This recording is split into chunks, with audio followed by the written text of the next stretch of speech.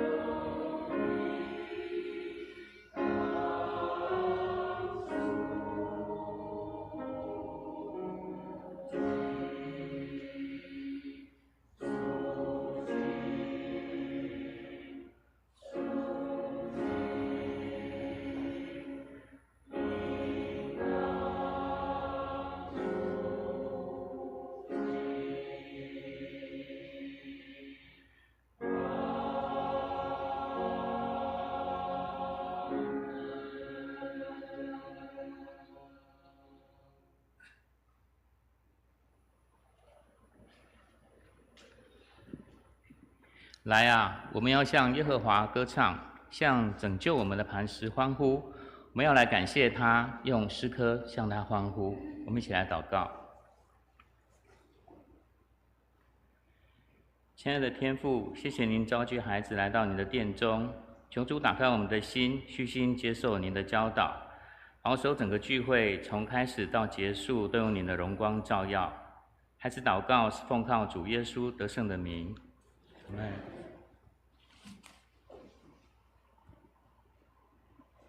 我们一起打开心灵良诗选第85首，我们来唱您信实和广大。弟兄唱第1节，姊妹唱第2节，然后第3节我们再一起唱。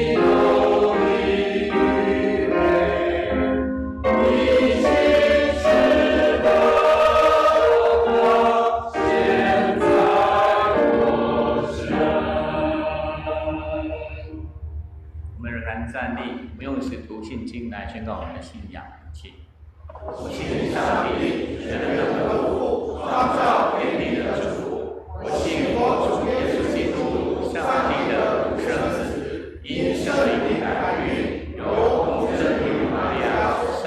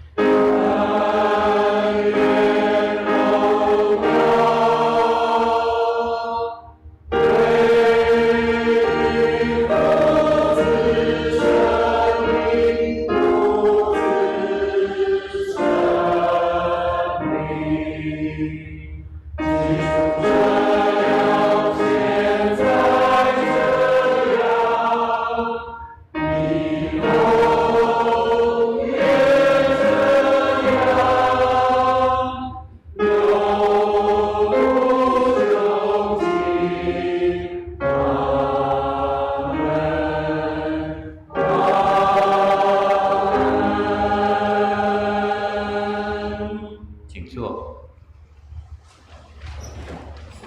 今天的起因文在诗篇137篇1至9节，在教会圣经旧约662页，请各位参考投影片。上半节由师会读，下半节请弟兄姐妹来应。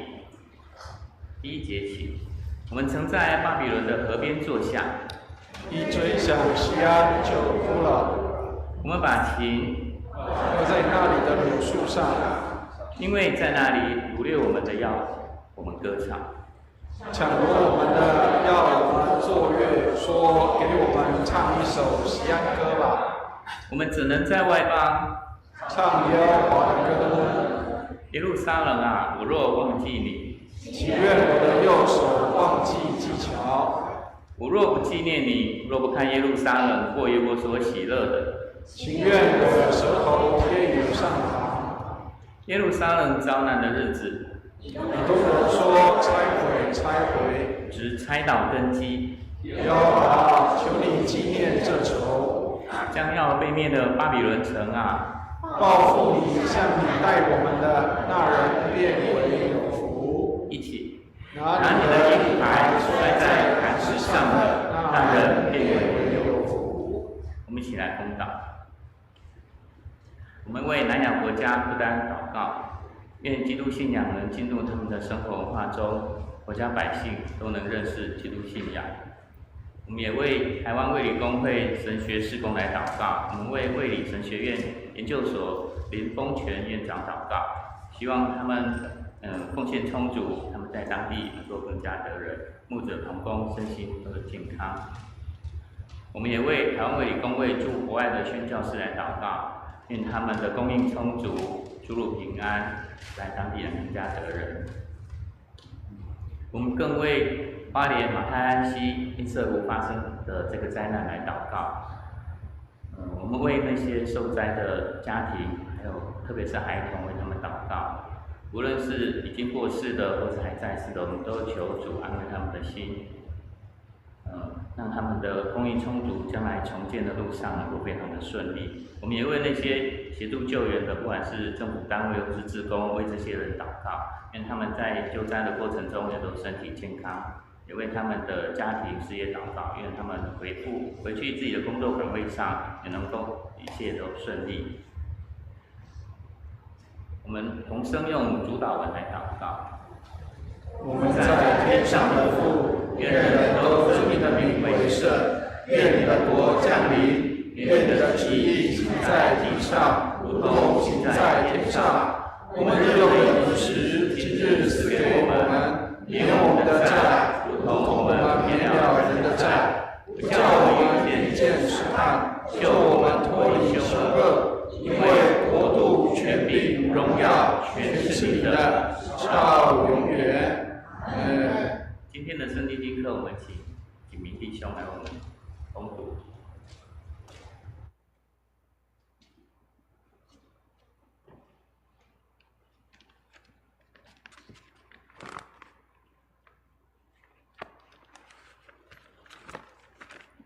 今天的经课在耶利米哀歌1章1到6节，跟提摩太后书1章1到14节。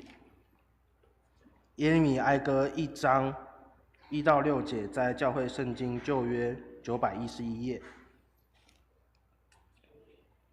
耶利米哀歌1章1到6节，先前满有人民的城，现在何竟独坐？先前在列国中为大的，现在竟如寡妇；先前在诸省中为王后的，现在成为进贡的。他夜间痛哭，泪流满腮，在一切所亲爱的中间，没有一个安慰他的。他的朋友都以诡诈待他，成为他的仇敌。犹大因遭遇苦难，又因多服劳苦，就迁到外邦。他住在列国中，寻不着安息。追逼他的都在狭窄之地将他追上。锡安的路径因无人来守圣节就悲伤。他的城门凄凉，他的祭司叹息，他的处女受艰难，自己也愁苦。他的敌人为首，他的仇敌亨通。因耶和华为他许多的罪过使他受苦，他的孩童被敌人掳去，锡安城的威荣全都失去。他的首领像找不着草场的路，在追赶的人前无力行走。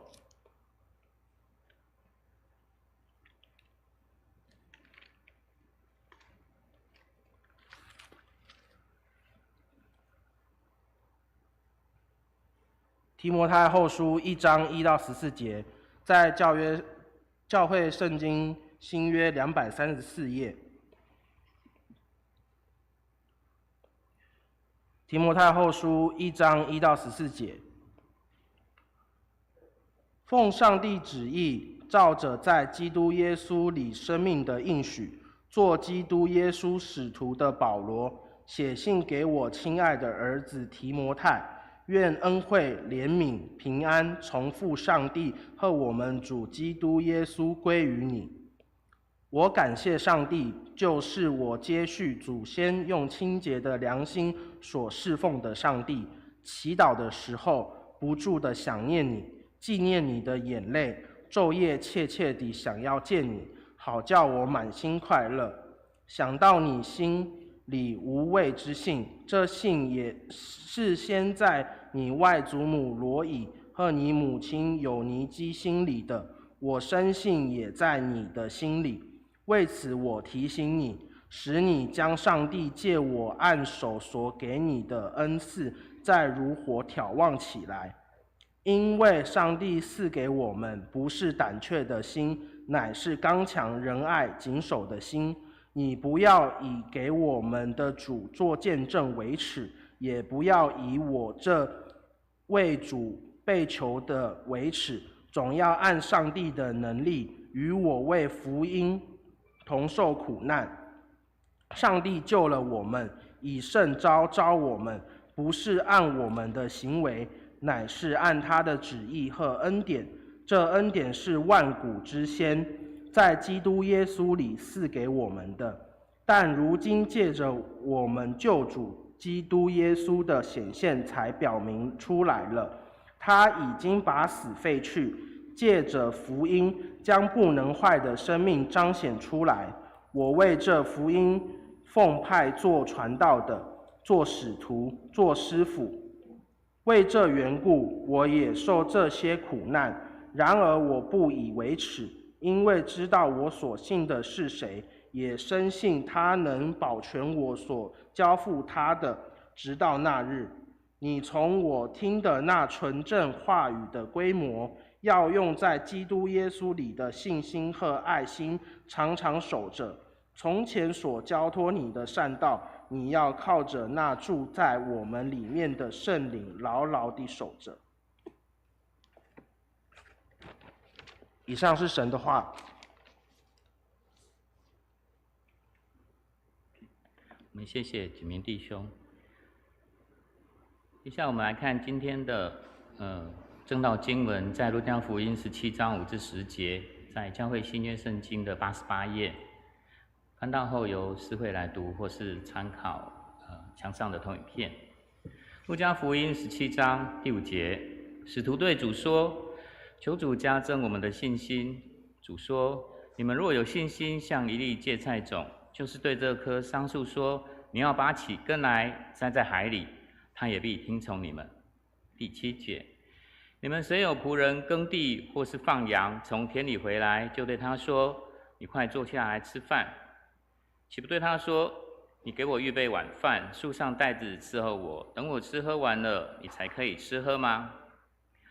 仆人照所吩咐的去做，主人还谢谢他吗？这样，你们做完了一切所吩咐的，只当说：我们是无用的仆人，所做的本是我们应分做的。以上是上帝的话。诗班献诗，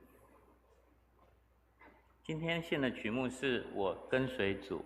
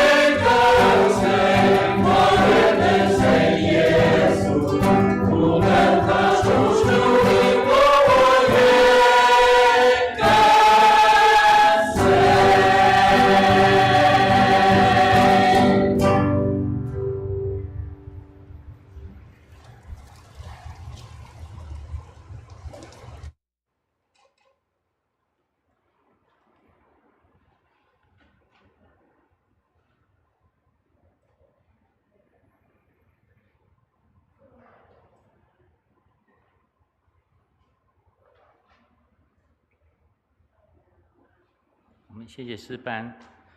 接下来请本堂陈伟文牧师为我们证道。证道的题目是当尽本分，总是恩典。请陈牧师。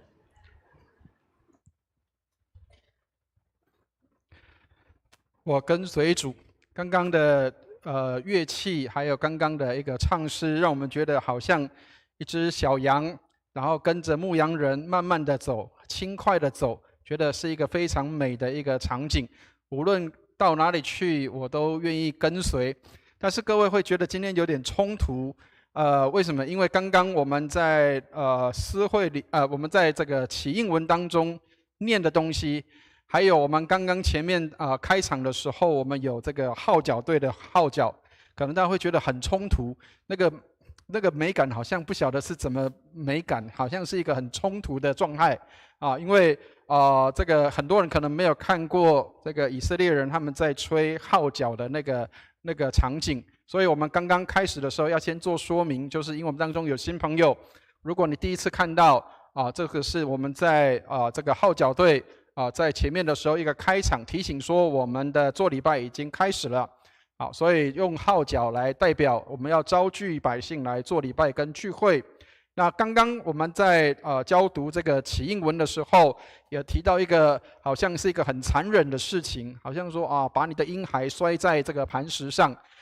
各位，其实如果你读到这些圣经的时候，千万不要觉得惊讶跟稀奇，好像圣经里面应该是很和平、很平安的。为什么会读到这样的经文？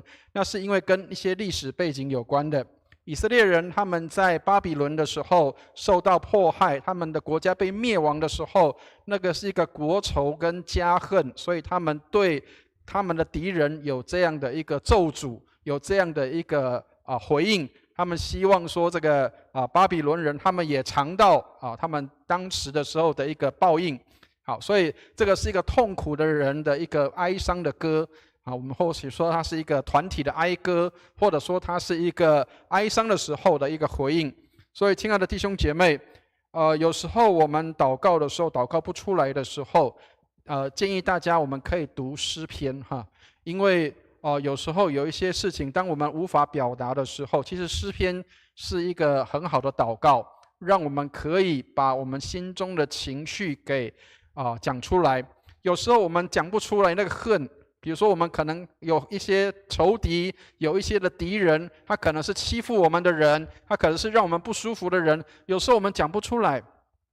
但是我们透过诗篇，当你读到那个把婴孩摔碎，当然也许有点残忍，我们不会真的这样做但是呢，可以把那样的一个怨气，那样的一个苦毒，把它说出来。透过诗篇，透过祷告，我们把这样的一个心中的想法给说出来。上帝帮助我们，让我们能够学习把情绪、把我们的感受能够放在上帝的面前。当然不是要对付人放在人的面前因为有时候我们知道伤害人、对付人这是不好的。但是我们把情绪放在上帝的面前。所以要澄清的是，其实以色列人手上没有刀可以去对付巴比伦人，所以他们其实也没办法把这些的婴孩真的摔碎在这个磐石上。但是他们做一件事情是，他们希望心中的那样的一个苦毒，心中的那样的一个恨，心中的那样的一个伤害，能够透过这个诗歌可以表现出来。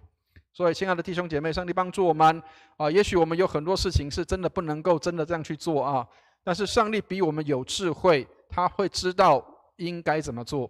所以求上帝给我们有智慧、有聪明，顺服在他的旨意里面，让我们跟随主，所以才能够脚步轻快。如果我们是有重担压着，如果我们有罪绑着，我们就没有办法有这种轻快了。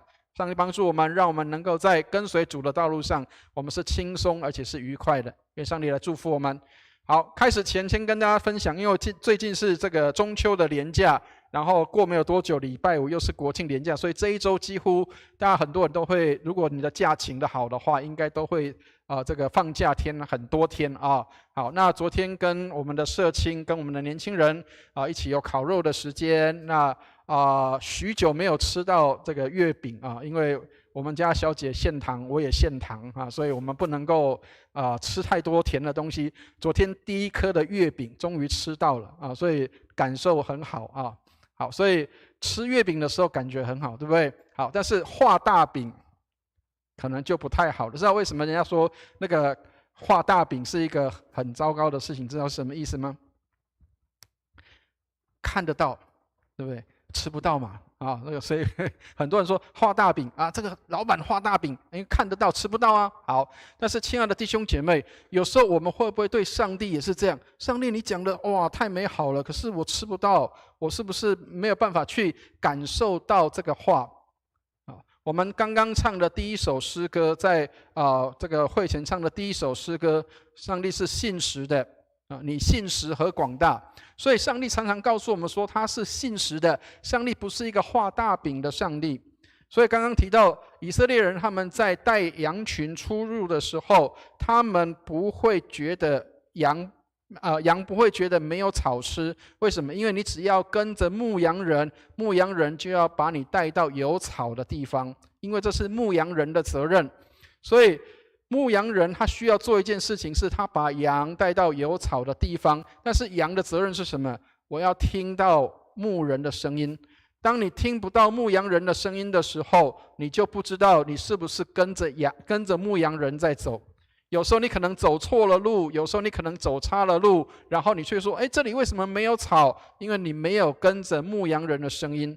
所以跟随主是因为你听到牧羊人的声音，所以你跟着他走，而不是自己偏行己路。圣经里面常常提醒说，个人偏行己路，我们好像羊个人偏行己路。上帝帮助我们，让我们不是那个偏行己路的羊，是跟随主的羊。愿上帝来帮助我们。我们一起举起圣经来祷告，愿上帝的话成为我们的帮助和力量，让我们从他的话语当中得胜。我们一起举起圣经来祷告，我们一起念这个祷文，一起念，请。这是我的圣经，他说我是谁，我就是谁；他说我拥有就拥有，他说我可以就可以。今天神的话要来教导我，我诚心悔改，我心里警醒，我灵谦卑受教，我就不再一样。奉主耶稣基督的圣名，阿们。我们现在3C 很方便，所以查经文或者是用来看圣经都很方便。早上有一个年轻人说：“牧师，我看 APP 可以吗？”我说：“可以啊，没问题。”好，但是工具方便，但是重点是我们有没有去看，有没有去读。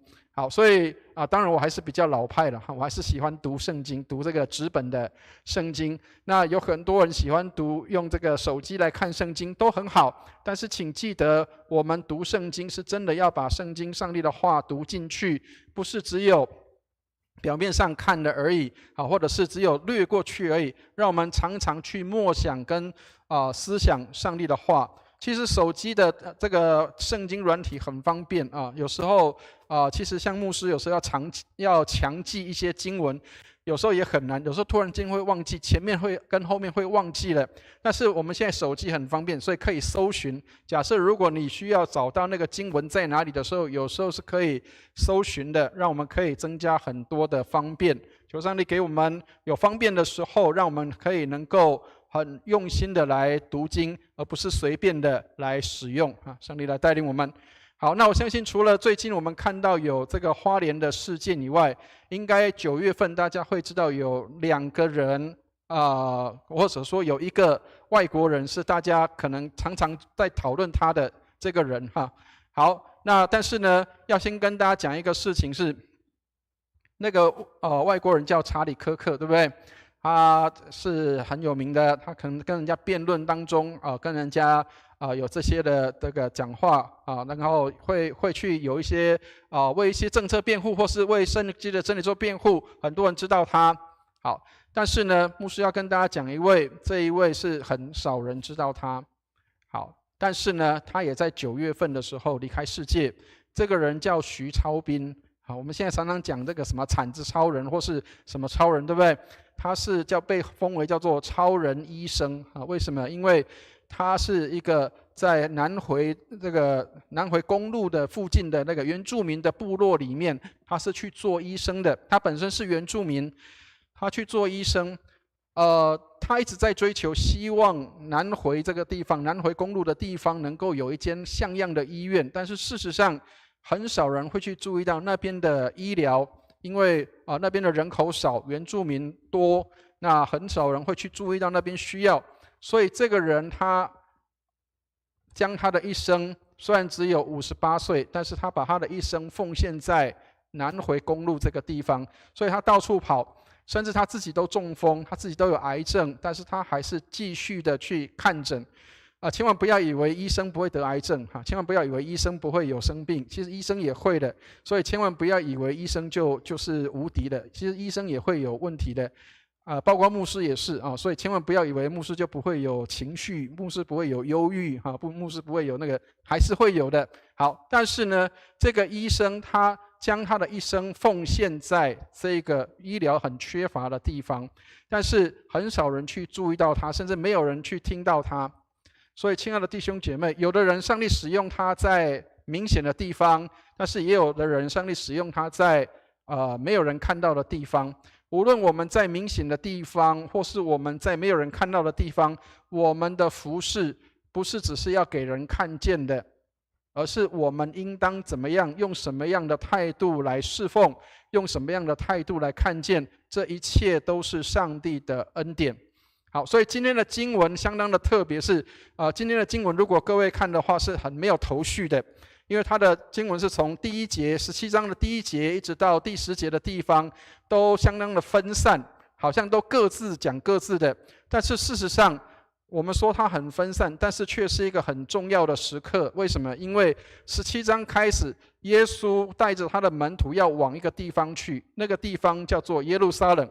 耶稣要往耶路撒冷去的时候，他在路上跟这些的门徒们，跟这些的他的带领的这些的这些的学生，在告诉他们应该怎么样的一个服事的态度，你应该怎么样在你的侍奉上面应该成为一个什么样的人，或是你应该认知自己是一个什么样的人，而不是夸口自己好像我很厉害，我很强，好像我什么都可以。所以今天看这段圣经的时候，请大家要留心这个事情，就是虽然它很分散，但是它其实就是耶稣在路上的时候一直在提醒他的门徒们，你们应该服事的态度是什么。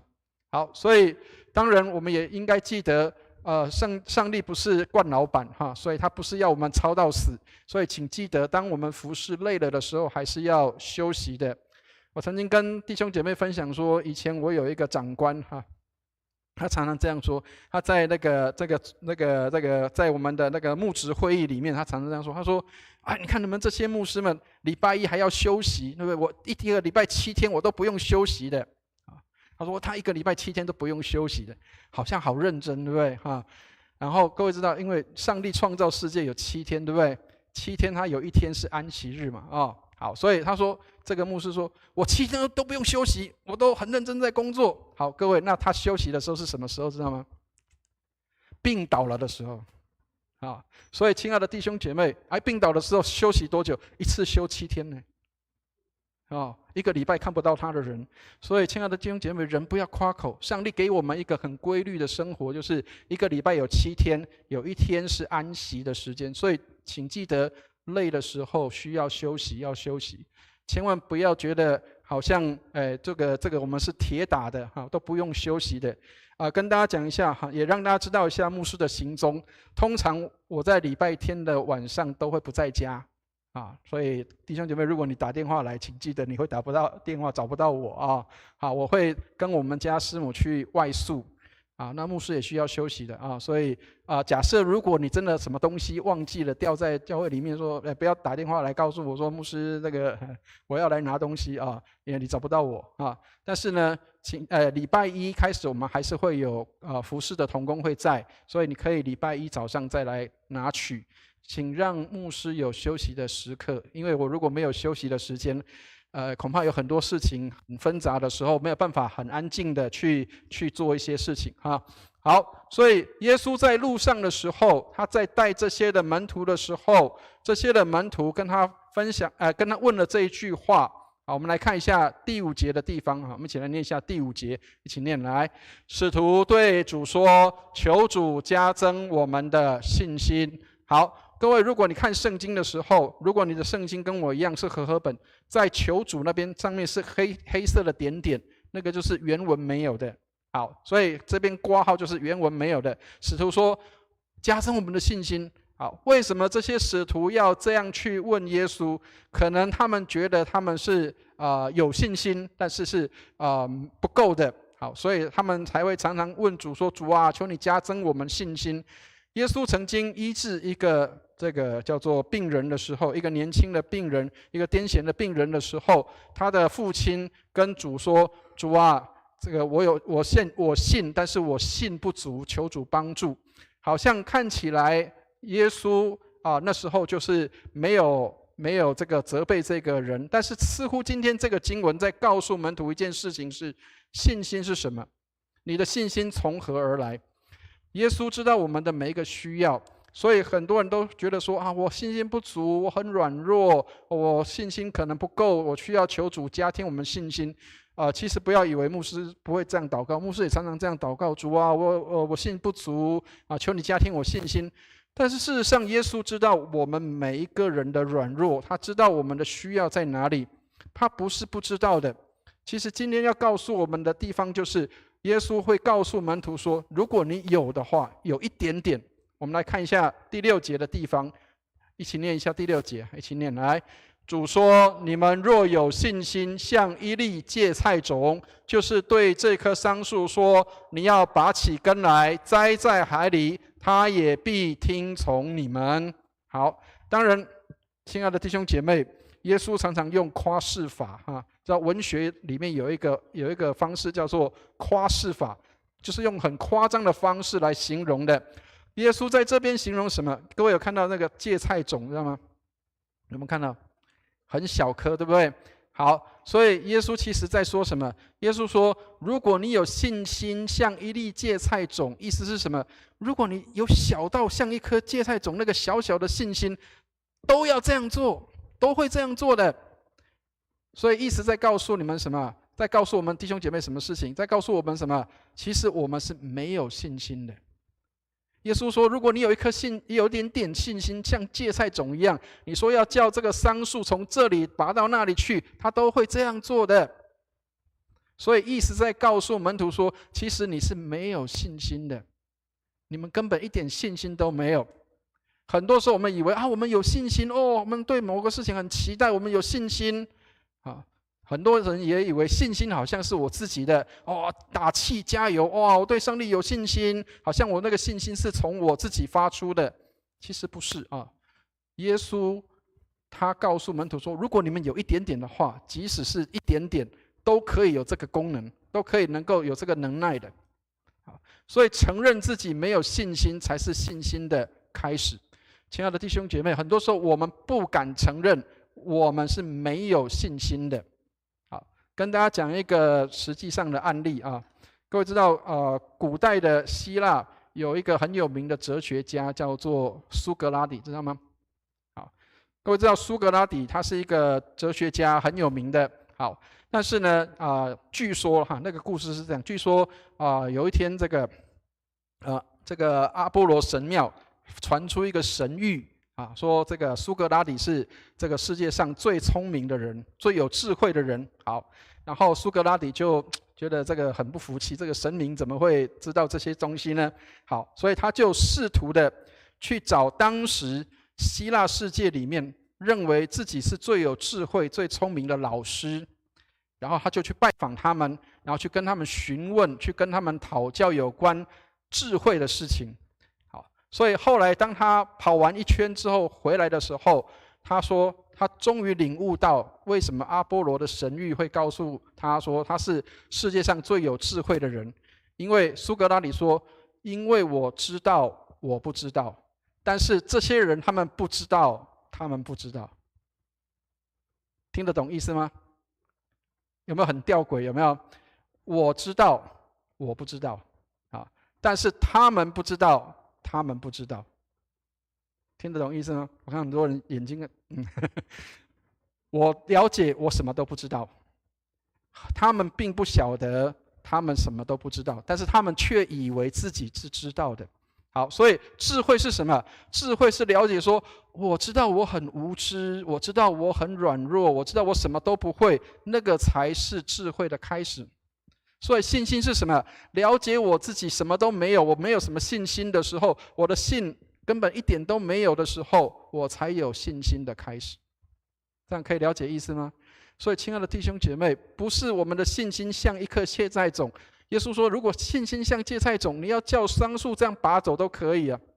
好，当然我们改变世界不一定要像超人一样啊，因为最近各位可能看到花莲有很多叫做铲子超人啊，什么样的超人都好，但是我们也许去不到那里，也许我们也做不到像他们做的。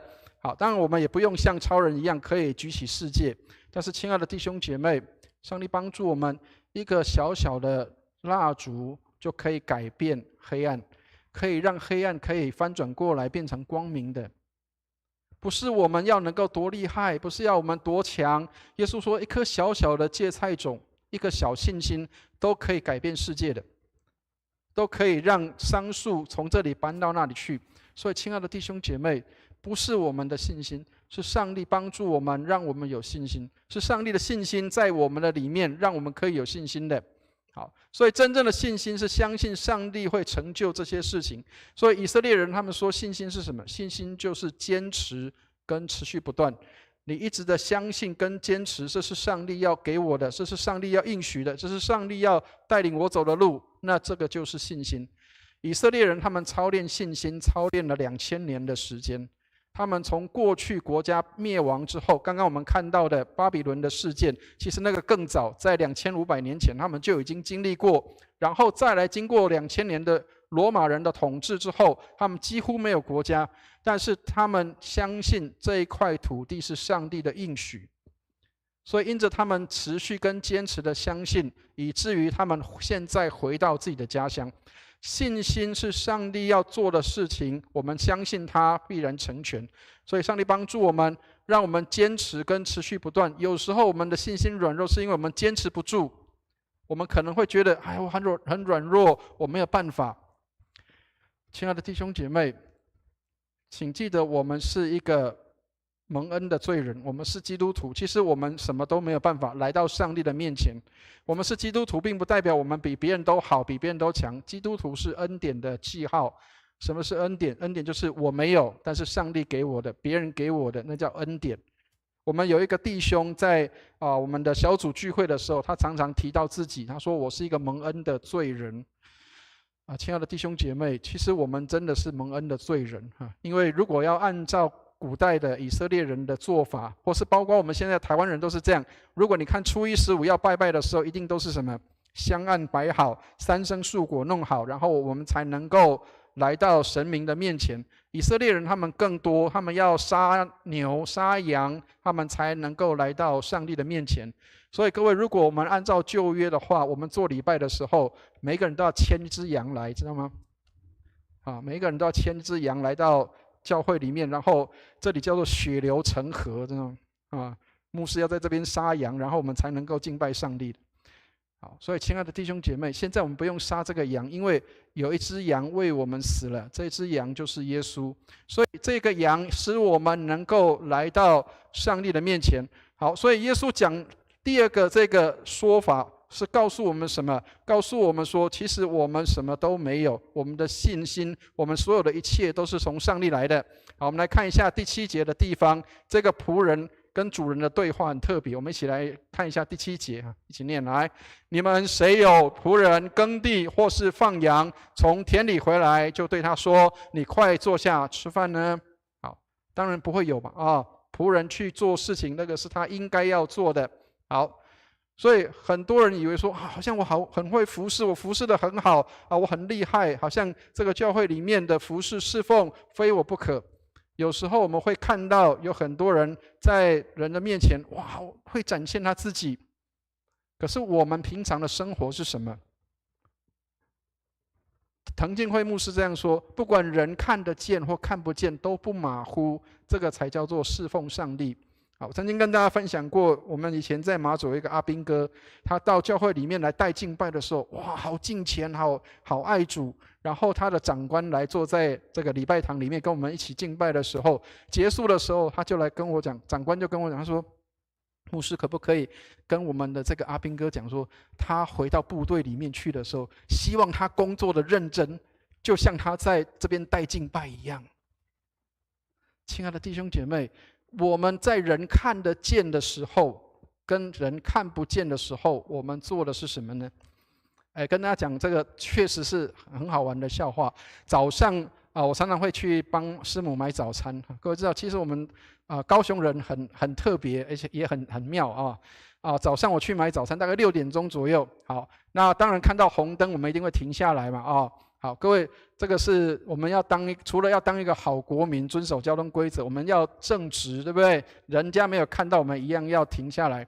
好，但是有时候很妙哈，就是如果我这边是绿灯，我要骑过去之前，我还要稍微看一下，为什么？因为有的人他会冲出来，知道吗？他那边是红灯，他会冲出来。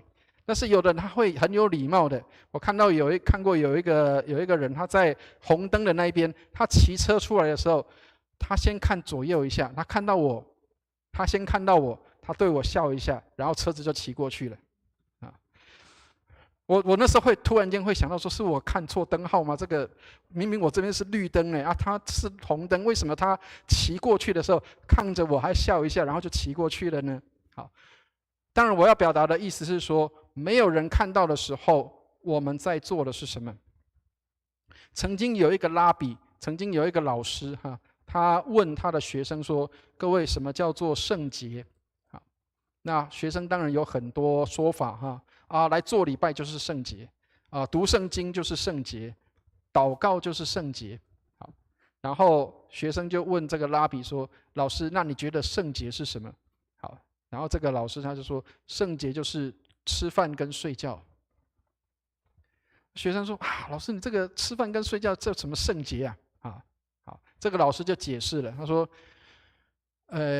亲爱的同学们，睡觉的时候睡在你旁边的人是谁？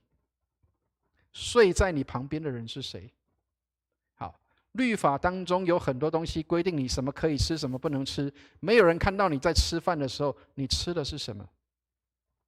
了解我要讲的意思吗？没有人看到的时候，没有人看见的时候，你在吃什么？当没有人看到，你晚上在睡觉的时候，你旁边躺的人是谁？是你太太吗？是你先生吗？还是别人？所以，亲爱的弟兄姐妹，圣洁不是只有在读圣经祷告，圣洁是在你平常的生活上。好，所以这个主人他对仆人说什么？我们来看一下第8节的地方，我们一起来念一下第8节，一起念来。岂不对他说：“你给我预备晚饭，束上带子伺候我，等我吃喝完了，你才可以吃喝吗？”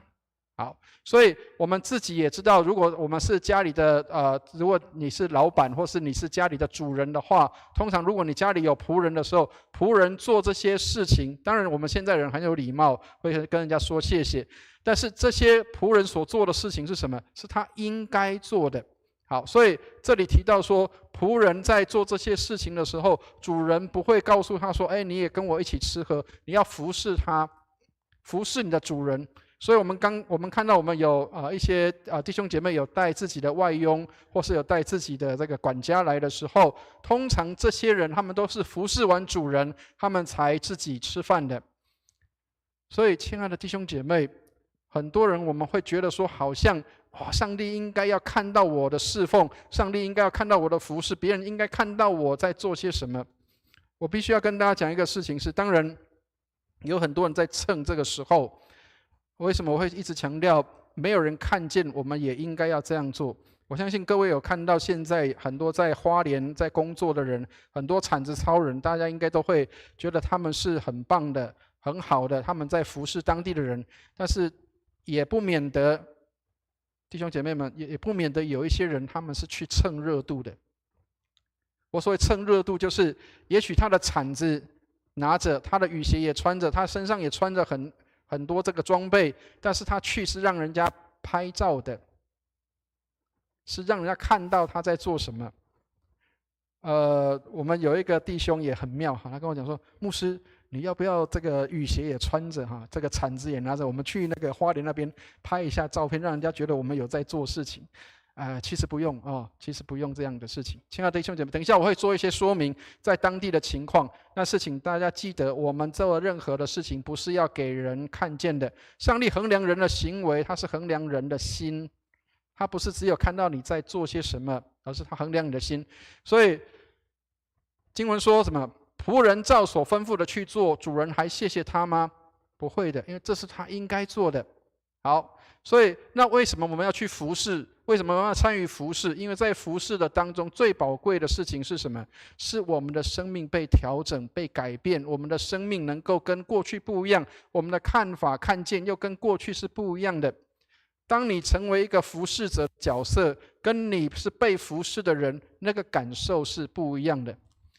跟大家分享一个事情，就是15年前我们的88水灾在我们的南部发生，其实类似像这一次这样。那时候我跟师母还有一些同工，我们下来的时候，我们在服侍的时候，其实我们心里面是很要跟大家讲说那个转变是什么。常跟弟兄姐妹讲说，有时候我们以为我们是在帮助别人，我们是手心向下的人，我们在帮助你我在帮你清这个东西，我在帮你做这些事情。但是当有一天你成为那个手心向上的人的时候，你的感受就会不一样。后来我们进到嘉东，进到东港，在那里开始服侍的时候，我们变成是手心向上的人。我们去跟人家要资源、讨东西，我们有时候也要看别人的脸色。所以那时候才会去发现说，原来服侍人是这么重要的事情。当我们去服侍人的时候，我不知道各位有没有听过有一种吃饭的方式叫做嗟来食，有没有提假那种感觉会让人觉得很不受尊重，对不对？如果今天你是一个接受恩典的人，虽然你接受了恩典，但是你被人家这样弄的时候，那种感受是很不好的。所以服事当中有一些改变是什么？当你从服侍人的人变成接受服侍，或是你从接受服侍的人变成服侍人的人的时候，那个当中的改变是会不一样的。上帝帮助我们，让我们能够去看到，在这当中真正的赏赐是上帝给我们在这个过程当中的。好，所以为什么要牵扯这么多？是因为在宗教上面，大部分的人都会认为说，宗教是夸耀自己所做的。哇，我为教会做了什么我为上帝做了什么？我为这个信仰做了什么？但是很少人会去看到耶稣为我做了什么。我能够服侍上帝，是因为上帝的恩典，是因为今天上帝拣选我这个人，上帝服侍我，让我可以去服侍人。亲爱的弟兄姐妹，所以服侍在上帝面前应该是谦卑的，应该是感到光荣，是我能够被上帝拣选，我现在能够坐在礼拜堂里，我能够来敬拜上帝，这一切都是上帝的恩典。好，所以第10节就是这一段的一个最重要高峰的地方。我们来看一下第10节的地方，我们一起来念一下第10节一起念来。这样你们做完了一切吩咐的，只当说，我们是无用的仆人，所做的本是我们应分做的。意思就是什么？意思就是当我们做完这一切的时候，我们仍然要这样说，感谢上帝，这是我应该做的。基督徒不是拿我们服侍什么来夸耀自己，而是感谢上帝，这是上帝拣选我来服侍的。我有一个老师，他是在淡水教书，我以前在淡水念书的时候，他是我的老师，他同时也是淡水国语礼拜堂的长老，现在还是长老他第一次在教会里面担任重要职务的时候，他是一个执事，那时候我已经当传道人了。当我去拜访他的时候，他送我到这个送我到那个车站，那时候还有火车了，那时候还有火车。送我到车站的时候，他就跟我讲，他说感谢上帝拣选我这个人成为教会的执事他是一个很谦卑的人。他说感谢上帝拣选我成为教会的执事。过了10年之后，过了几年之后，我又再次的去拜访他，他已经成为教会的长老。一样，他还是在我去做捷运的时候，在路上，他还是这样说，他说感谢上帝拣选我这个人成为教会的长老。他不是说我很厉害，所以教会拣选我做长老，他说感谢上帝拣选我能够成为长老。亲爱的弟兄姐妹，当我们能够有那个身份跟条件的时候，我们是不是也像这个仆人一样说，我是一个无用的仆人，这是我本分应该做的。我们的服事态度是什么？好，所以无论做什么都要从心里做，像是给主做的，不是给人做的，不是只能看见我们才做的，而且不是我们自己能够做些什么。所以今天整段经文在讲什么？各位如果从今天的经文17章第1节到第10节，前面里面讲到什么？讲到这个不要把那个让人绊倒哈，那个把这个磨石拴在人头上，还有这个叫做要饶恕人7次，还有包括这些仆人他们讲的信心的时候，耶稣为什么后面要讲一个这个比喻？其实它是有连贯的，他到最后要告诉我们一件事情是：弟兄姐妹们，如果你可以不让人跌倒，如果今天你能够自己谨慎，不让人跌倒，如果今天你可以能够饶恕原谅别人的错误，如果你今天可以有信心，那么这一切都是上帝做的，不是你。我们是什么？我们是无用的仆人。好，给大家一句经文哈，可以让大家可以知道，其实圣经里面一直在强调，我们夸口的当指着主夸口。请大家看一下哥林多前书第1章的30节到31节啊。如果你手上有圣经的话，如果你用这个 APP 也可以了啊。如果有的话，好，请翻到哥林多前书第1章。还好我们没有圣经考试啊，要不然有很多人可能会翻不到的。好，没有关系的。好，翻不到没关系，我会念给大家听哈。哥林多前书的第1章30节到31节哈。好，哥林多前书1章30到31节，好，我念给大家听哈。如果你有翻得到的话，也请你跟我一起念哈。30到31节哈，一起念来。但你们得在基督耶稣里是本乎上帝，上帝又使他成为我们的智慧、公义、圣洁、救赎，如经上所记，夸口的当指着主夸口。亲爱的弟兄姐妹，有注意到这一节经文吗？上帝使基督成为我们的什么？智慧、公义、圣洁跟救赎。所以我们能够有智慧吗？感谢上帝，就是耶稣在我的里面。有公义，感谢上帝，耶稣在我的里面；有圣洁，感谢上帝，耶稣在我里面；有救赎，感谢上帝，耶稣在我里面。所以夸口的当指着主夸口，不是我厉害。亲爱的弟兄姐妹，很多时候我们把焦点变成从上帝变成是我了，变成是我们在做什么，好像是我很厉害，在帮上帝做什么，忘记是上帝为我做的，是基督在我里面做的。好，所以使徒罗说，我们若寻求自己的荣耀，就必会抢夺上帝的荣耀。上帝帮助我们，有时候在教会里面最会抢上帝的荣耀的人就是这个人。有时候我们常常会抢了上帝的荣耀，求上帝怜悯我们。我们在上帝面前，我们是一个无用的仆人，是上帝的恩典。好，所以今天的经文给我们几个提醒。第一个，能够信靠上帝原本就是恩典，我们没有一个人可以生出来就信靠上帝的，都是恩典。所以上帝给我们恩典，让我们可以认识他。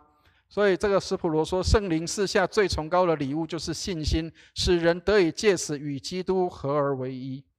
所以亲爱的弟兄姐妹，能够信靠上帝，这是上帝的恩典。所以信心是看见上帝的作为，不是我们能够做什么，是看见上帝的作为。好，当然也要鼓励大家了虽然我们没有办法去花莲，但是我们请弟兄姐妹要记得，我们在每天的祷告当中，请记得为那个地方祷告。好，灵命最重要的是信心，信心最重要的表现就是祷告。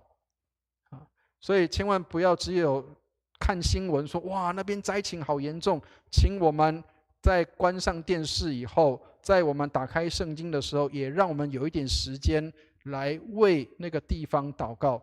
你可以为灾区祷告，也可以为去那边服侍的人祷告。在台语堂的时候，我讲了这个比喻，就是摩西他们在出埃及的时候，他们遇到亚玛力人的时候，以色列人他们是派约书亚去打仗的。好，但是摩西上山去做什么？去那里祷告。好，可是看起来好像摩西是老人家，他只能够祷告嘛，对不对？但是圣经里面讲得很清楚说，当摩西站在山上祷告的时候，摩西一举手，以色列人就打胜了。但是他手一垂下来，就打败了。所以后来有2个人撑着他，知道吗？一个叫亚伦，一个叫户尔，2个人撑着他的时候，撑到什么？从早上撑到晚上，所以以色列人就打胜了仗。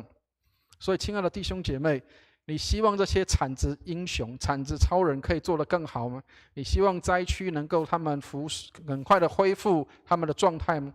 你希望这个国家的资源很快能够进入他们当中吗？那让我们能够举起圣洁的手为他们祷告。虽然我们不能亲自到，但是我们可以祷告，求主帮助，让我们可以透过祷告来为当地来祝福。好，第二个，能够连结上帝原本就是恩典，我们能够跟上帝有美好的关系是恩典，所以不是我们的功劳，不是我会什么，或是我的能力很强，或是我累积多少功德，不是，是上帝的恩典。我们能够连结于上帝，是上帝的恩典。所以感恩不是因为拥有什么，而是上帝给我们足够的恩典。所以诗篇里面103篇说，不可忘记他一切的恩惠。好，所以弟兄姐妹们，当我们来到上帝面前的时候，当然有的人会说啊，我可以奉献啊，我可以做这些的服事，我可以做这些啊，好像这个上帝应该会喜欢吧？上帝在乎的不是你的数目，而是你的心。求主帮助我们。没有对上帝的感恩，就算我们有11奉献，那个叫做宗教行为，那个不是真的对上帝的感恩。我们的奉献是为了向上帝献上感谢，所以不是因为我们的奉献数目有多少，而是我们的心是什么。第三个，能够服侍上帝原本就是恩典，所以我们以为我们可以到教会里面来来上台做这个司会，我们可以司琴，我们可以做一些明显的服事，可以讲到这个好像是某某人能力很强吗？其实不是，是恩典。我们原本什么都不配，但是上帝的恩典让我们可以从罪人变成圣徒。求上帝帮助我们，让我们可以在上帝的恩典当中能够来服侍他。当然我们服侍人的时候，也同时是在服侍上帝，所以我们在服侍的当中，千万不要以为只是在服侍人，我们也同时在服侍上帝。所以真正的服侍不是我们多厉害，而是我们有多愿意去爱上帝跟爱人。所以圣洁是爱上帝跟爱人，做上帝喜悦的，做人能够得益处的。上帝帮助我们。最后这个立刻胡哲的一段话让我们做一个最后的提醒。他说，如果上帝他都可以使用像我这样一个没有手脚的人来成就他的工作，那他一定可以使用每一颗愿意的心。所以记得刚刚讲到了，耶稣说，你如果有信心将一粒芥菜种，这一个立刻胡哲他什么都没有，没有手没有脚，但是他说什么？如果可以，上帝都可以这样用我的话，那他可以用每一颗愿意的心。求主帮助，不是我们厉害，当我们愿意被上帝用的时候，上帝就透过我们来成就许多的事。愿上帝来带领我们，我们一起来祷告。亲爱的天父，愿你帮助我们，我们实在什么都不配，我们也做不到什么，唯有依靠你的恩典。谢谢你这样的爱我们，让我们有机会来侍奉你，让我们连结于你，让我们也在你的里面能够享受你的恩典，也将这恩典来连结与这世界来做连结，好让人能够来看到上帝的爱，让这世界也领受上帝的爱。感谢你垂听我们的祷告，愿荣耀归给主，奉耶稣基督的圣名，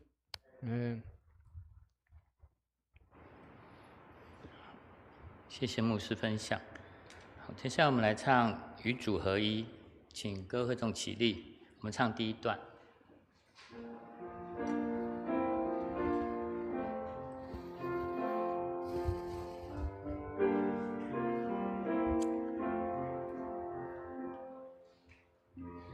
主身体为我舍，主宝血为我流，并被乃主自己为为我设立。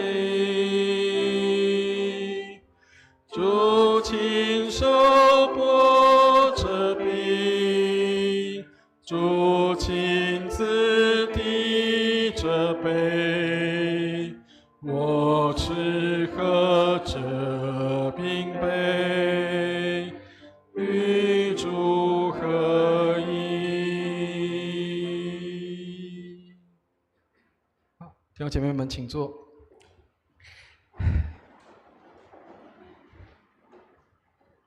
前几天会督给我一个指令啊，他说荣光堂离这个灾区很近，那是不是荣光堂应该组一支这个志工队啊去救灾？好，当然那是因为他前几天他到花莲去，他去视察了，他看到那边当地的需要。后来我去找了当地的救助这个世界展望会。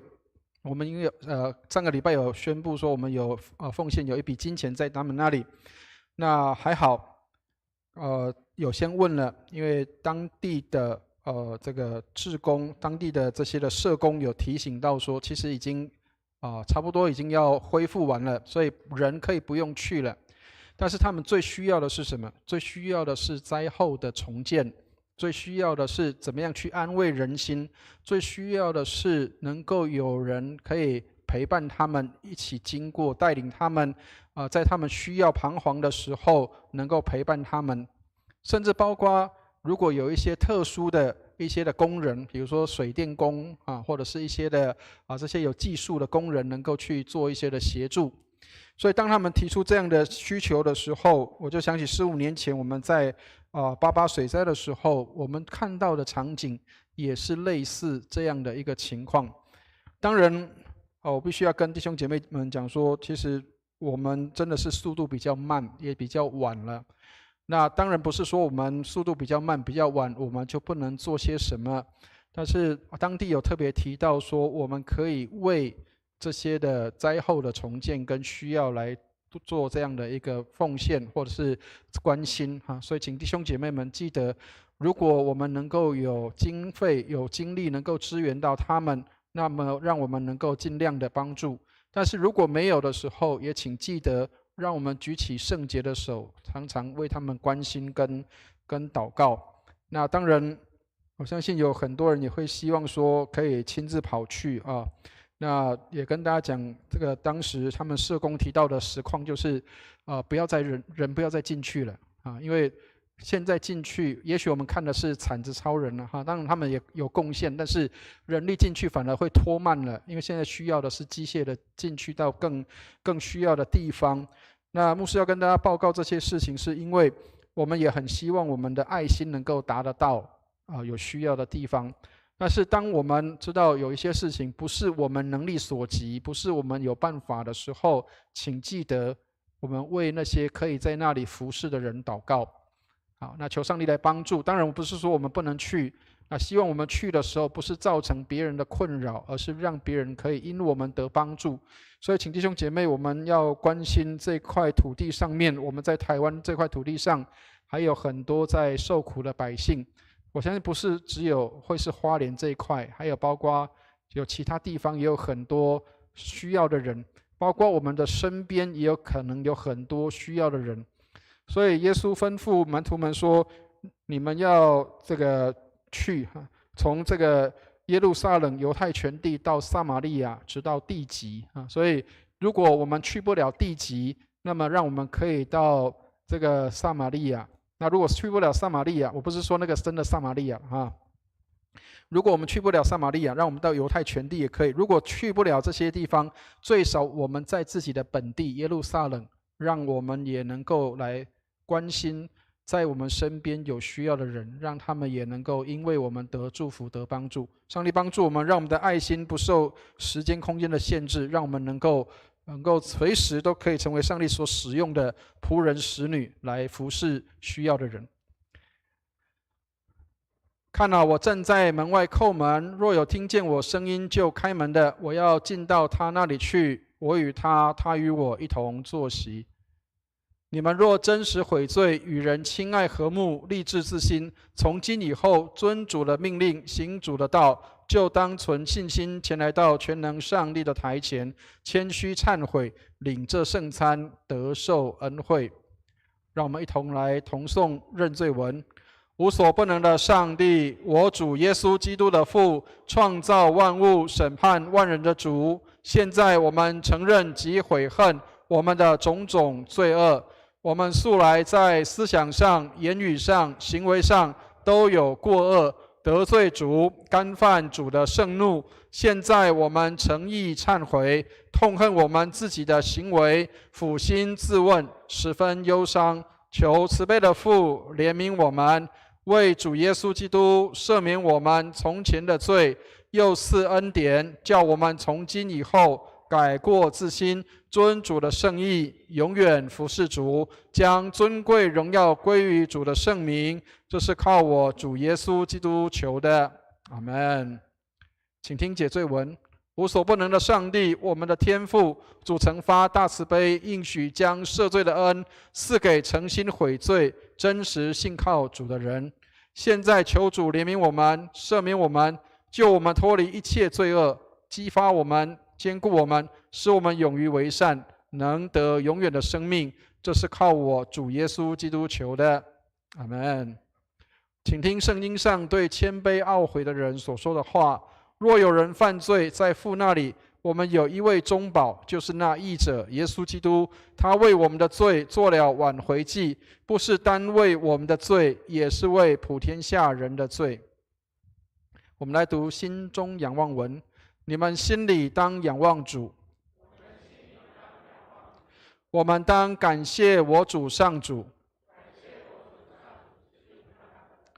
无论何时何地，感谢主圣父无所不能、无始无终的上帝，这是理所当然的，也是我们本分所当做的。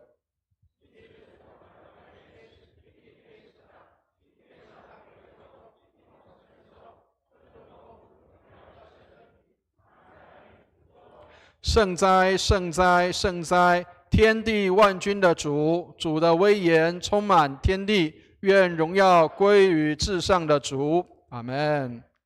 无所不能的上帝，我们的天父，为要救赎我们，曾发大慈悲，使独生圣子耶稣基督在十字架上受死。基督在十字架上献上己身，为世人做完全的祭物，替世界人民赎清罪孽。他又设立圣餐之礼，在福音书中吩咐我们常常奉行，纪念他的受死，直到他再降临的时候。现在我们恭敬伏求慈悲的天父，应允我们的祷告，赐恩给我们，使我们遵着圣子救主耶稣基督的命令，纪念他受死遇害，领受主所赐的这饼和杯，就是领受他的圣体与宝血。主耶稣被卖的那一夜，拿起饼来祝谢了，就拨开说：你们拿着吃，这是我的身体，为你们舍的，你们应当如此行，为的是纪念我。饭后又拿起杯来祝谢了，递给他们说：你们都要喝，这杯是我立新约的血，为你们和众人免罪流的。你们每逢喝的时候，要如此行，为的是纪念我。阿们。我们一同来同诵谦恭敬主文。慈悲的主，我们到主的圣桌前，不敢靠自己的义，唯靠主的大恩典。唯主永不更改，常施怜悯，叫我们能领受上帝爱子耶稣基督的圣体与宝血，使我们犯罪的身体和灵魂都可被他的宝血洗清，而获得丰富的生命。我们就常住在基督里面，基督也常住在我们里面。阿们。请陪参同工到台前来。今天要跟大家做一点说明，就是我们的今天的圣餐饼是我们的崇拜执事自己在昨天晚上去烘烤出来的，所以跟我们一般用的饼不太一样啊。但是它比较接近在当时的以色列人他们用的那个食物，就是他们的饼啊。所以等一下吃的时候，各位可以来使用的时候，也许跟你一般吃到的那个圆圆的那个饼不太一样，但是我们的方式是一样的。拿到饼之后，我们会沾了杯来吃。好，那请记得，如果万一不小心你的饼掉了啊，或者是掉在地上，或者是掉在杯里面，不要再用手去捞哈，不要用手进去里面捞哈，让这个我们的同工会再分发给你啊，这个新的这个饼好吗？好，那我们的年轻人会帮大家喷上酒精，好，让我们能够在安全的环境下可以来进行圣餐。那也跟大家说明哈，因为刚刚没有把这个盖子打开，因为有人说牧师你讲了那么多哈，会不会喷到口水啊？所以放心哈，我们是希望能够用最安全的方式给大家啊。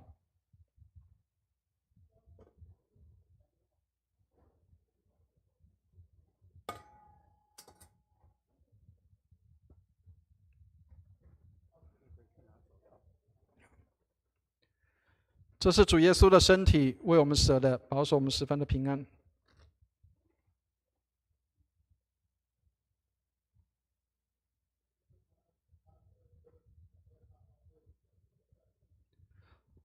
耶稣的宝血为我们免罪流的，保守我们十分的平安。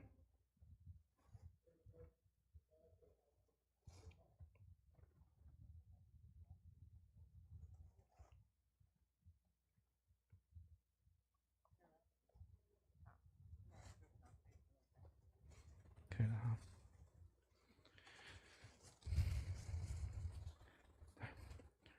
主耶稣的身体为你舍的，保守你十分的平安。耶稣的身体为你舍的，保守你十分的平安。耶稣的身体为你舍的，保守你十分的平安。耶稣的身体为你舍的，保守你十分的平安。耶稣的身体为你舍的，保守你十分的平安。耶稣的宝血为你免罪流的，保守你十分的平安。耶稣的宝血为你免罪流的，保守你十分的平安。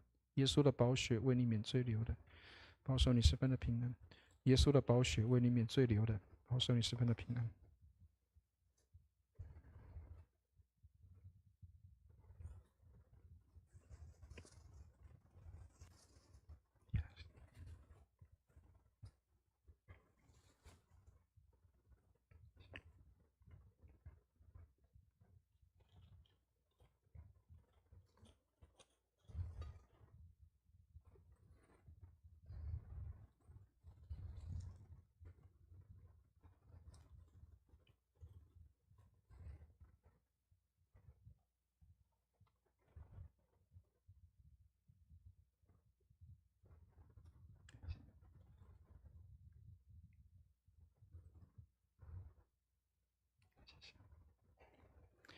弟兄姐妹，如果你已经预备好，请我们来到台前，我们恭敬到主的面前，谦卑求上帝的恩典。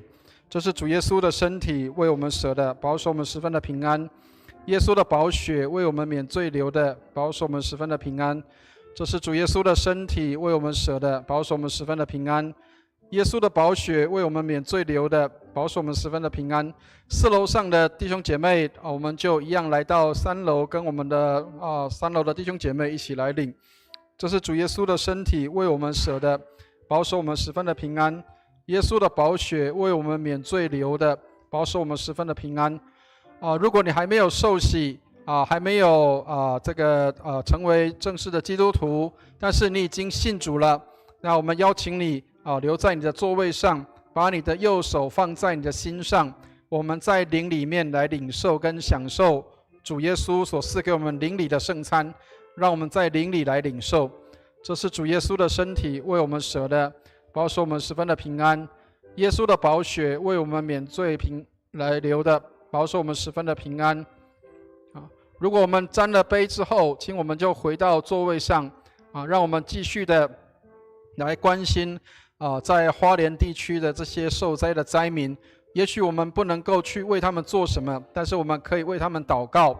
请我们使用完圣餐之后，让我们来关心在我们的土地上的发生的灾难，让许多人因我们的祷告，他们能够蒙受祝福，他们能够得到帮助。这是主耶稣的身体为我们舍的，保守我们十分的平安。耶稣的宝血为我们免罪流的，保守我们十分的平安。这是主耶稣的身体为我们舍的，保守我们十分的平安。耶稣的宝血为我们免罪流的，保守我们十分的平安。让我们用饼沾了杯之后，我们就可以来使用。这是耶稣的身体与宝血，让我们在主里面，我们吃喝能够有平安。这是主耶稣的身体为我们舍的，保守我们十分的平安。耶稣的宝血为我们免罪流的，保守我们十分的平安。如果不小心这个饼掉了不用再捡，我们的同工会再发给你，还有会帮你沾杯这是主耶稣的身体为我们舍的，保守我们十分的平安。耶稣的宝血为我们免罪流的，保守我们十分的平安。如果你还没有受洗归入主的名下，但是你已经信主了，你有耶稣在你的心里，我们就用右手放在心上，我们用祷告的心来领受上帝的恩典这是主耶稣的身体为我们舍的，保守我们十分的平安。耶稣的宝血为我们免罪流的，保守我们十分的平安。还没有受洗的弟兄姐妹，让我们凭信心在灵里面来领受，让耶稣的圣体与宝血能够进入我们的心中，成为我们的帮助和力量。这是主耶稣的身体为我们舍的，保守我们十分的平安。耶稣的宝血为我们免罪流的，保守我们十分的平安。这是主耶稣的身体为我们舍的，保守我们十分的平安。耶稣的宝血为我们免罪流的，保守我们十分的平安。请我们继续来为花莲这个地方来祷告，为我们的国家祷告，为我们的执政掌权者祷告，为我们当地的百姓来祷告，特别也为当地的教会来祷告，让当地的教会能够发挥功用，能够来帮助当地的百姓，能够尽快的恢复他们的状况。让我们举起圣洁的手来关心我们在这个地区里面的教会，关心这个地区里面的社会，关心这个地区里面的需要。上帝的恩典能够临到在我们的当中，临到在这些的灾区的人当中。这是主耶稣的身体为我们舍的，保守我们十分的平安。耶稣的宝血为我们免罪流的，保守我们十分的平安。还没有领到的，我们请同工来协助一下对，后面还有一位，后面那个涂妈妈，还有那个师母。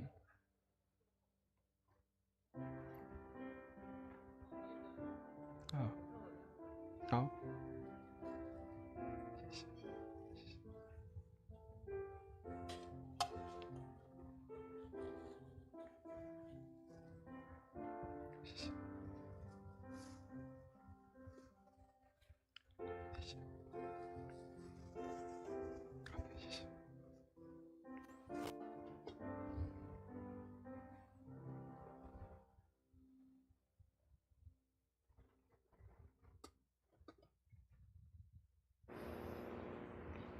好，各位弟兄姐妹，请起立，我们来唱新娘诗篇300首第2段，与主合一。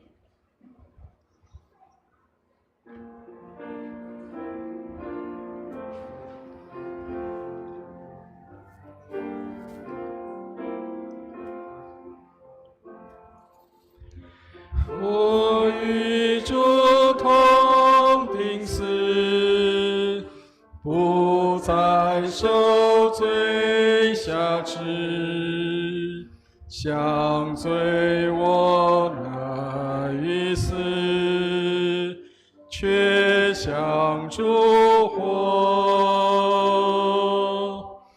我与主同复活，胜过黑暗权势，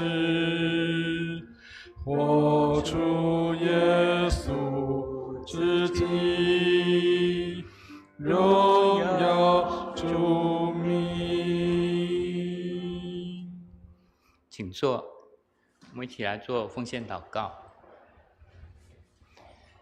爱我们的天父，谢谢你赐给我们一切，我们将所赚取的金钱取出1/10奉献在您坛前，求你悦纳，谢谢你。我们将感谢祷告是奉靠主耶稣得胜的名，我们请奉献同工到台前来。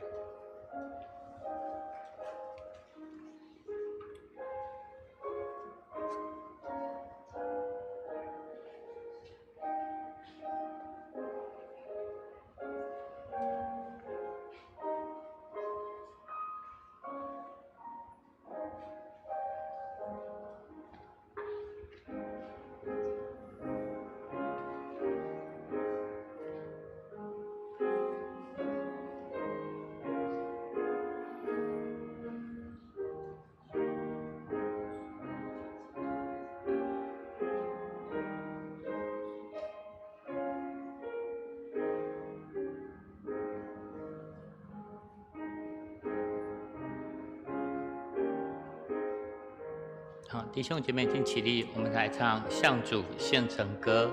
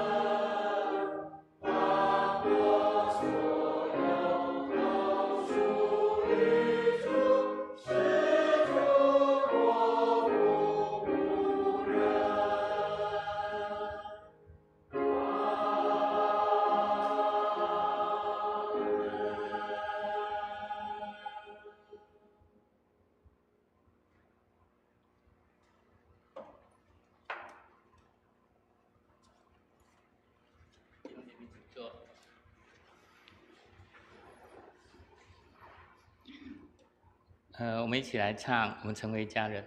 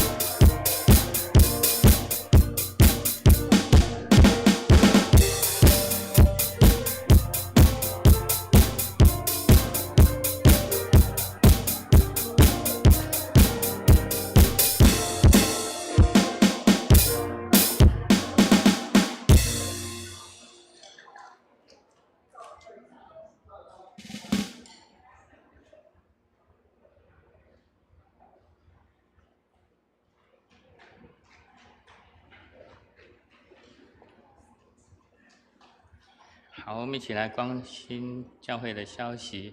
我们欢迎第一次来本堂参加主日崇拜的弟兄姐妹。今天很多哦。有一位叫欧敏雄妇女在哪里呢？你要自我介绍一下吗？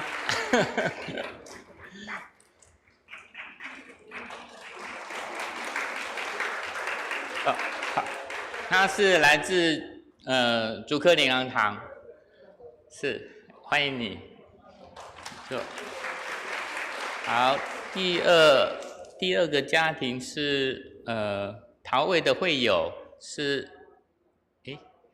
贺妈妈介绍的吗？有7位，是不是？在哪里？哇，一家人，欢迎你们。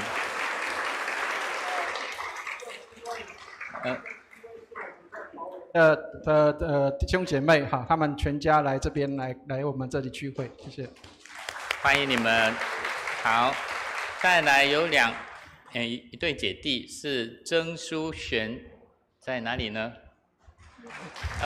是，欢迎你们。他们是高位的会友，欢迎你们。是，好，请坐，谢谢。再来4楼有一位糟糕，学识不足，王以婷，在4楼。好，掌声有上去4楼了哈。好，他是基督徒，他以后应该会常常见到他，在4楼。好，欢迎你们。那我们再来看一下其他的消息哈。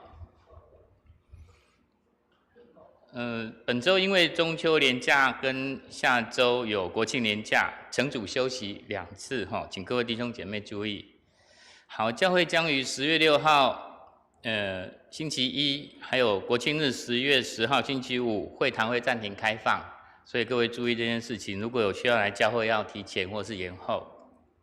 那有紧急事情，在周报上有牧师的手机，好，可以联络。OK。那下周主日呢，我们台语堂是林志坚牧师来正道，华语堂是蔡一文牧师正道，请为牧者来往交通平安来祷告。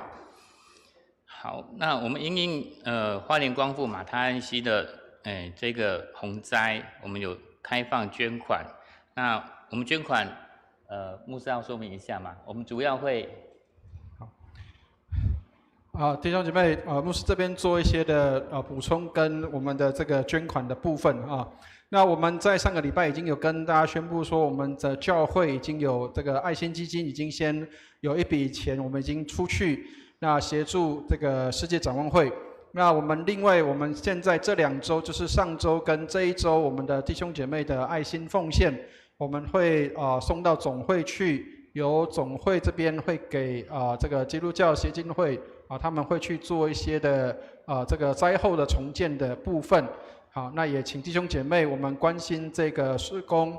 那我们的给总会的奉献到这一周为止所以请弟兄姐妹能够知道。当然你后续还是可以奉献的不是说你他们就不能够奉献了。就是我们原则上我们的整笔的部分，我们是给总会在就是尽量早一点能够送到灾民的手上。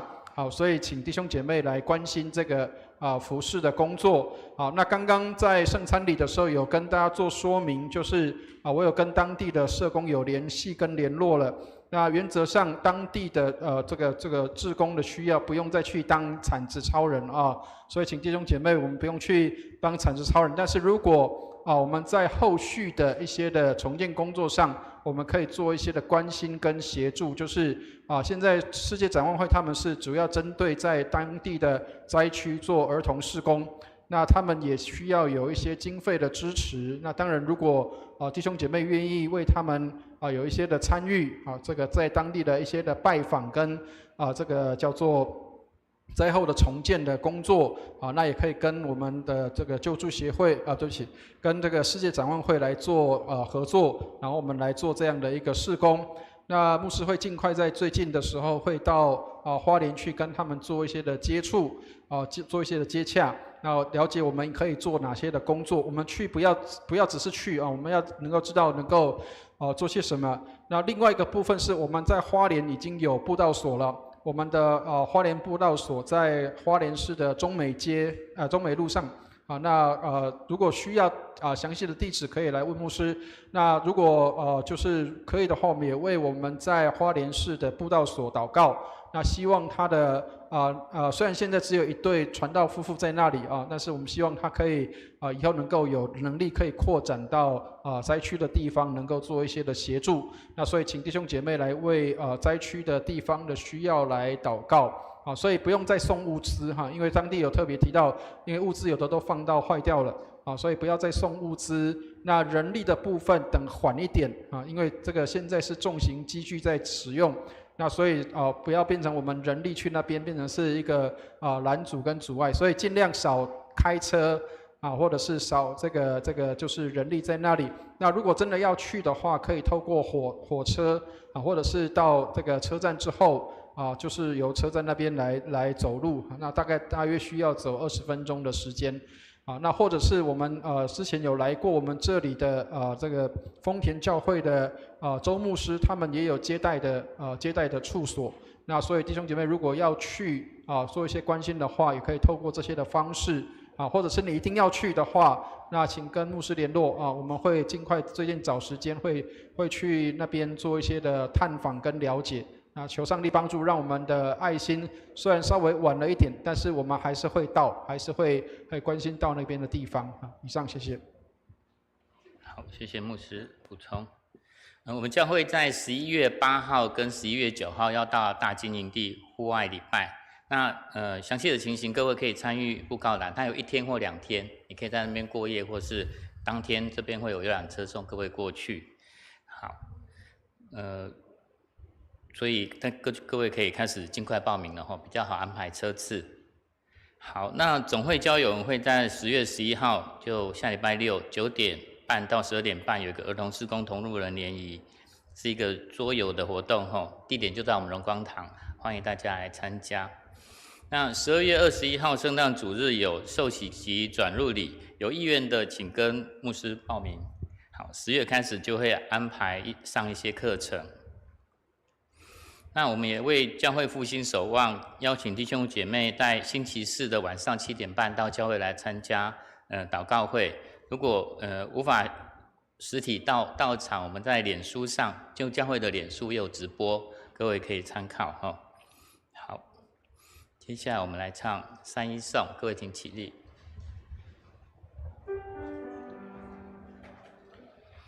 普天之下，万国万民，齐声赞美父子圣灵，三位一体，同荣同尊。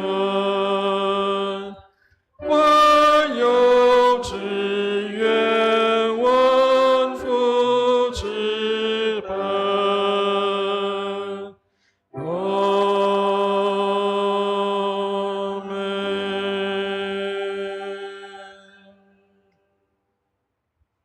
弟兄姐妹们，我们一起来领受祝福。慈悲爱我们的天父，感谢你将丰富的恩典赏赐我们，让我们成为蒙福的人，也成为祝福别人的人。愿你施恩看顾，让我们常常举起圣洁的手，为需要的地方来祷告。为我主耶稣基督的恩惠、天父上帝的慈爱、圣灵的感动与交通，常与我们众人同在，从今时直到永永远远。阿们。他们颂。